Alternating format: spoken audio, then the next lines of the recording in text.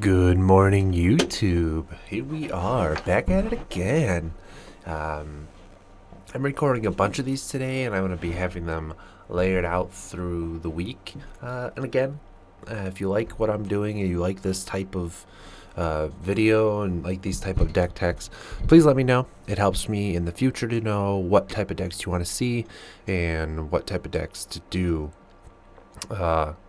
I'm creating deck techs for a bunch of decks, some known, some not known, some are my brews. Well, just about all of them are my brews. They're not new decks per se, but they're new takes on decks that I feel trying to bring them to the modern world are the way I would like to play them. And if you think you have a better brew or a better way of playing it, please let me know in the comments below. I would love to see it. I would love to try it. You might even be able to get it played on stream. Just let me know. But without further ado, this is my Song of Creation deck. For those of you who don't know, Song of Creation just came out in the new set, and it says that it's one green, blue, and a red enchantment. And when it comes into play, you can play an additional land on each of your turns, and then whenever you cast a spell, you draw 2 cards. And then at the beginning of your end step, you discard your hand. So obviously with that, we want to play a bunch of free spells, draw our whole deck, and just try to storm off pretty normal with Grape Shot. So my choices of cards are 4 Pact Negations to save the combo, plus Pact Navigation also reads draw 2 in this version. As in, we could go ahead and play like an Ever-Flowing Chalice for 0, trigger the draw 2, and then Pact Negation it, not pay the cost, and we still get to draw 2 from that. So our 0 cost artifacts are Everflowing Chalice, Tormod's Crypt, which is just relevant in this meta as well, Astral Cornucopia, that could be something else. Whatever your 0 costs are, they could be whatever. And then 4 Engineered Explosives, which are just also very good in the meta. Engineered Explosives can sometimes just save you the game anyways by putting it on 1 or 2, blowing up a bunch of creatures or a bunch of like Utopia Sprawls, things like that.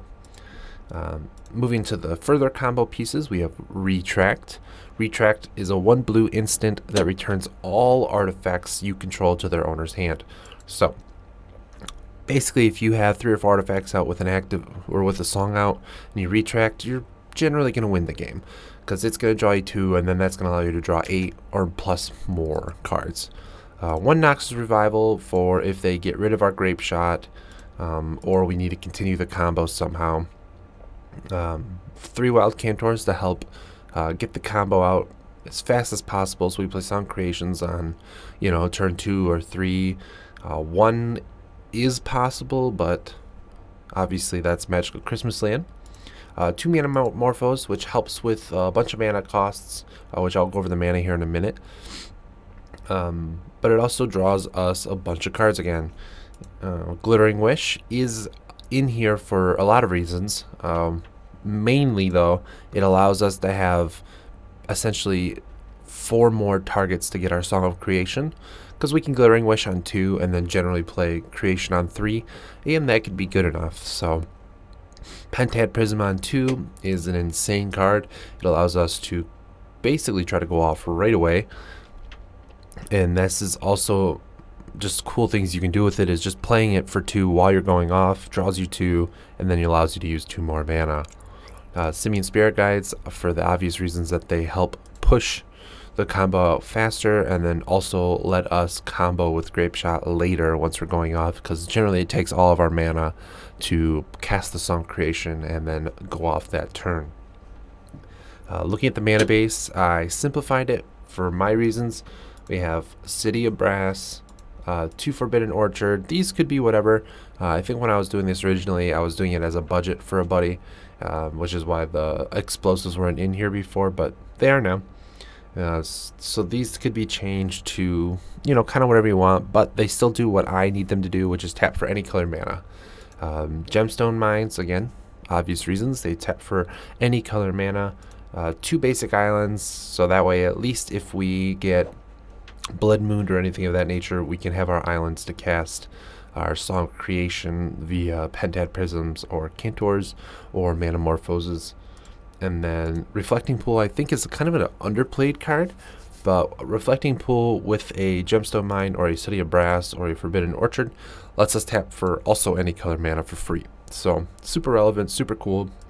The deck's not bad. You try to go off usually, typically turn two actually happens quite more than you think. But turn 3 or 4 are ideal turns, and the deck runs pretty consistent. You can whiff, but I'd say it's, from my testing, it's such a low chance of that happening that I don't know. You can whiff.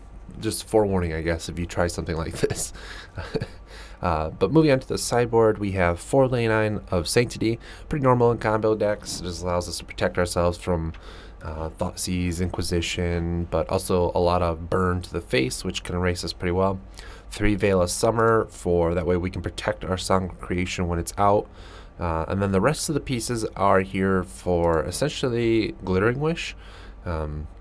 That way we don't have to change our main board up too much. It allows us to focus on the combo and then react when we have to with the Glittering Wish. So it's another Manamorphose, the Song of Creation, the 4th Song of Creation. We have a Wear and Tear. Wear and Tear, super useful. 2 Fire Spouts for aggro matchups. A Wheel of Sun and Moon. Basically, this just helps us with against Dredge and some other decks. Gaddock Teague for Tron and some other matchups. And then 1 Guttural Response. Now, this sideboard is nowhere near perfect, but it is the sideboard the way I would want to play it right now, and can be changed basically to fit whatever meta you're in. But since basically everyone's meta right now is online, you're looking at like 70% of Lurrus decks, then Lutri, and then everything from there is just kind of whittled down other decks. So but yeah, this is my Song Creations deck. If you like it and you want me to see it, you want to see it played, please drop a like below. Let me know in the comments. And if you aren't, please subscribe. It's free, it's easy, and it really helps me go. I'm trying to get to 1,000 subs by the end of the year, and I'm only going to do that by getting better content, more content. Like I said, I am going to be making this better. I just need to get some lighting. I haven't got there or found something that'll work for where I am, as I am streaming in my office stream box that I made. And I'll be doing that video also soon. That should be coming up. But yeah, definitely. I stream on Tuesdays at 8 to 8:30 Eastern time, and usually we do 2 to 3 leagues.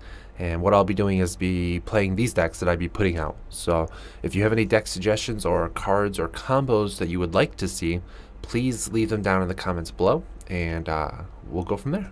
Thanks again for watching, and I hope to catch you in the next one.